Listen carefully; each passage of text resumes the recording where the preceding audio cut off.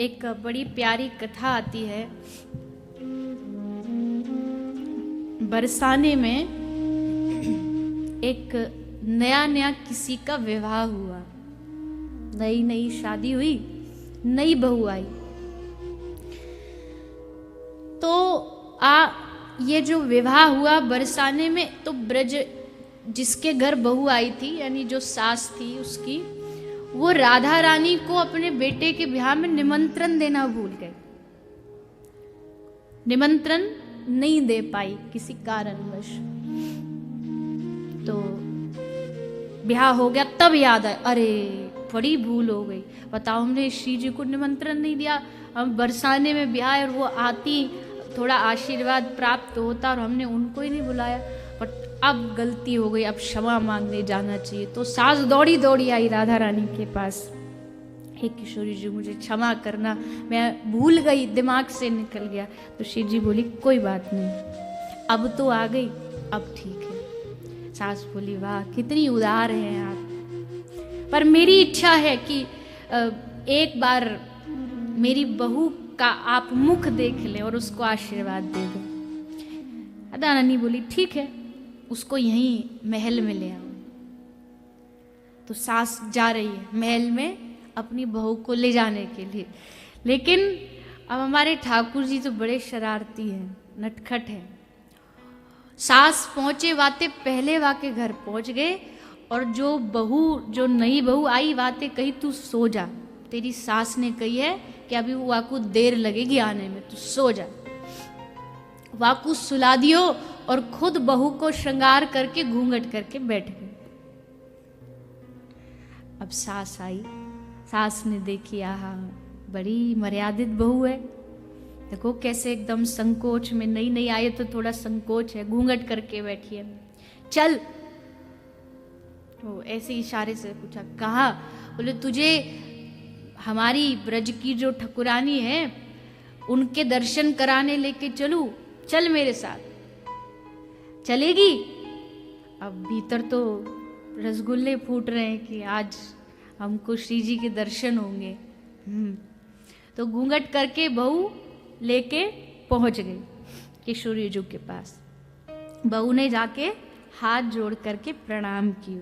तो राधा रानी ने आशीर्वाद दियो कि अपने प्रियतम की हमेशा प्रिय रहो। आहा, ठाकुर गदगद हो गए, वाह इतनो बढ़िया आशीर्वाद मिल गयो। फिर या के बाद ठाकुर जी ने, अब आशीर्वाद कैसे लोगे? चरण स्पर्श करके तो लोगे। अब ठाकुर जी को ये अवसर मिला कि हम एक बार श्री जी के चरण स्पर्श कर लें। तो ठाकुर जी चरण स्पर्श करते।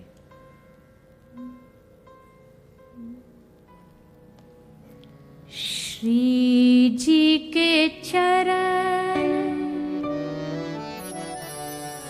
कमल को ध्याकर, श्री जी के चरण कमल को ध्याकर,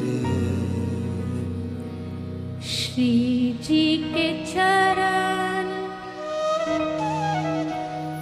कमल को ध्याकर, श्री जी के चरण कमल को ध्याकर, नैनन नीर बहाइए, हाँ। नैनन नीर बहाइए,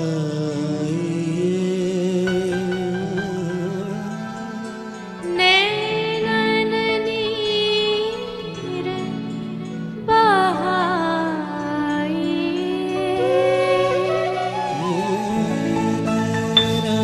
ऐसा नहीं है कि भक्त ही उनके चरणों के लिए रोते। एक बड़ा प्यारा चित्र है, और ऐसे कई सारे चित्र हैं। श्री ठाकुर जी श्री जी के चरणों को अपने हाथ में रखे और उनको अपने मुख से लगा के आंखों से झरझर अश्रु बह रहे हैं और राधा रानी के चरणों का अभिषेक ठाकुर अपने नेत्रों के अश्रुओं से कर रहे हैं। कौन गाएगा इनकी महिमा? किसी में है सामर्थ्य? ब्रह्मा विष्णु महेश में सामर्थ्य नहीं है कि वो इन श्री जी के चरणों का गुणगान कर सके। उन्हीं के चरण कमल को ध्याकर नैनन नीर बहाइए। ऐसे चरणारविंद श्री ठाकुर जी को स्पर्श करने को प्राप्त हुए, अश्रुधार बह चली। फिर श्री जी ने देखा बहू प्रणाम कर रही है, तो श्री जी बोली अब आप घूंघट उठाओ, मोड़ो दिखाओ। तो अब ठाकुर जी घूंघट करे बैठे, बोले सास सोचिए तो बड़ी बेशरम बहू आ गई। अरे हम यहाँ को मोड़ो दिखाने के ताई लाए हैं राधा रानी के पास, कह के कि मुख आप ही पहले देखोगी, और ये तो मना कर रही है। तो ये कैसी दुल्हन, श्री जी की आज्ञा नहीं मानती, पूरा ब्रज जिनके चरणों में लेटा रहता है और ये उन्हीं की आज्ञा को नहीं मान रही है। तो श्री राधा रानी ने कहा अच्छा मुंह नहीं दिखाएगी हमें? बोले नहीं।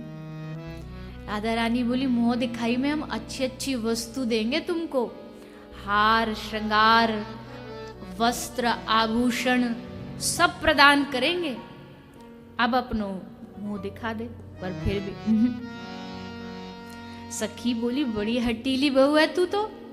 अरे श्री जी कह रही है तो को मुंह दिखा दे, श्री जी उतावली हो रही है, तेरो मुख देखने अधीर हो रही है और तू उनको अधीर कर रही है, जब सब कुछ देने को तैयार है। पर श्री जी को आभास हो रहा कुछ तो है इस बहू में। वो तो अरे नजदीक की बात छोड़ो, कहीं दूर से कृष्ण के पीताम्बर को वायु भी स्पर्श करके आ जाए तो भी पहचान जाती है कि मेरे प्रियतम का ये सुगंध है। वो नहीं पहचानेंगी सामने कौन बैठा है, पर लीला कर रही है। तो अरे दिखा दे सखी कहती है श्री जी लगे याकू तुम्हारो नेग पसंद नहीं आयो, अभी कछु बढ़ानो पड़ेगो, नेग बढ़ेगो तो ही मोड़ो दिखाएगी। तो श्री जी बोली तेरो नेग बढ़ा दूं, अगर याते संतुष्टि नहीं है रही तेरी तो मैं तो को कुछ और दूं और बढ़ के दूं। तो बोली तो श्री जी बोली याते बढ़ के का दूं, हार आभूषण श्रृंगार सब दे दिए। अच्छा एक काम कर, आज कहते हैं ना श्री जी कभी कभी द्वार खोल देती है अपने भंडार का, तो आज खोल दिया। तो बोली कि मैं तुझको, तू मुंह दिखाई में तुझको निज महल में रख लूंगी अपने पास।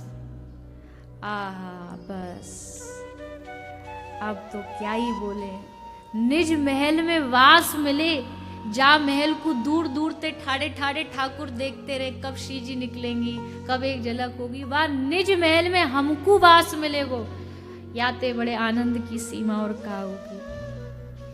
ललिता कह रही अरे पगली तो को इतना आशीर्वाद प्राप्त हो, ये तो हमको भी ना मिलो कभी, हम भी दर्शन करके सेवा करके घर को चली जाएं, पर निज महल में रखूंगी ये आशीर्वाद तो केवल तो को मिलो, अब देर मत कर।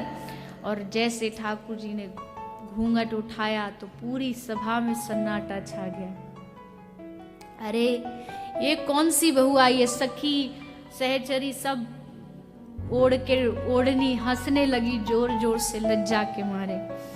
तो श्री जी कहती अरे लाल जी आप इतनी कष्ट काय को करके आए, अरे आपकी मुंह दिखाई तो मैं त्रिभुवन वार दूं, ये कौन सी बड़ी बात है।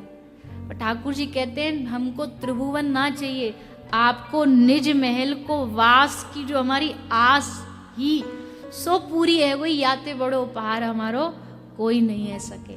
आज भी लाल जी जो संग विराजे ना श्री जी के महल में ठाकुर जी, ये तबते ही ठाकुर को वहां श्री जी के ढोरे महल में राधा रानी ने वास दे दियो कि अब आप नित्य निरंतर यही हमारे संग विराजो। क्योंकि प्रगति तो नारायण भट्ट गोस्वामी पाद ने तो श्री जी को ही प्रकट करो ना, तो श्री जी ने कृपा करके उनको लाल जी को ये सौभाग्य भी प्रदान कर दिया।